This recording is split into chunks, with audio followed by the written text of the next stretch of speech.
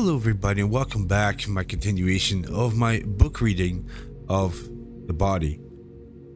Chapter 24, Love Has Teeth. We got back to Castle Rock a little past 5 o'clock on Sunday morning. We had walked all night.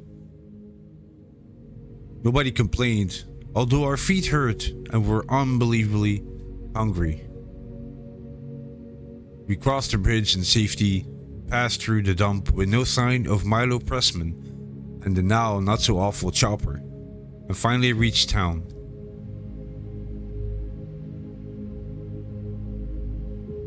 We stood in front of our treehouse and looked at it, so that we didn't have to look at one another. At last, Teddy said, "I'll see you in school on Wednesday. I think I'm going to sleep till then." "Me too," Vern agreed. "But Billy's going to get me." "So what?" Chris said. "Rich is going to get me, and Ace is probably going to get Gordy, and one of the others will get Teddy. But we did it." "That's right," Vern said. But he still sounded unhappy. Vern and Teddy left.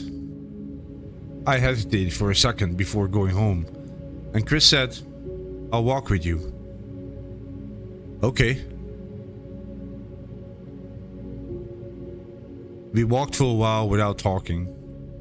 Castle Rock was wonderfully quiet in the day's first light. I almost expected to turn a corner and see my deer standing there. Finally, Chris spoke.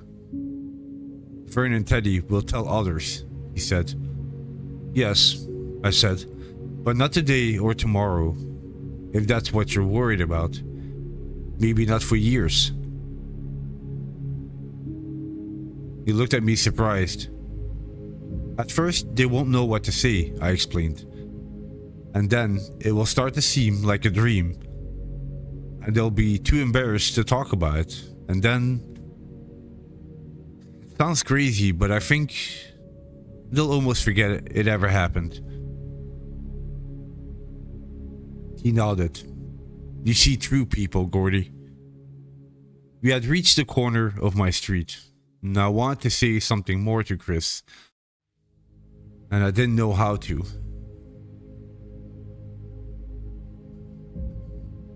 "Shake hands, man," he said, sounding tired. "Chris, shake." We shook. "I'll see you." He grinned. "Now if I see you first."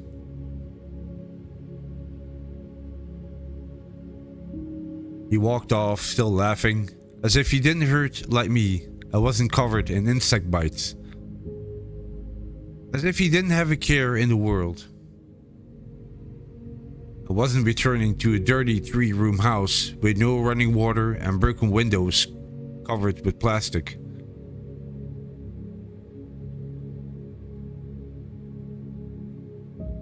Even if I had known the right thing to say, I probably couldn't have said it. Talking destroys the effects of love. Love isn't soft, like those poets say. Love has teeth which bite, and the wounds never close. No word can close those love bites. In fact, if the wounds dry up, the words will stop too. That was the end of chapter 24, Love Has Teeth. Thank you so much for listening. Hope you enjoyed it, and I'll catch you in the next one. Take care. Bye-bye.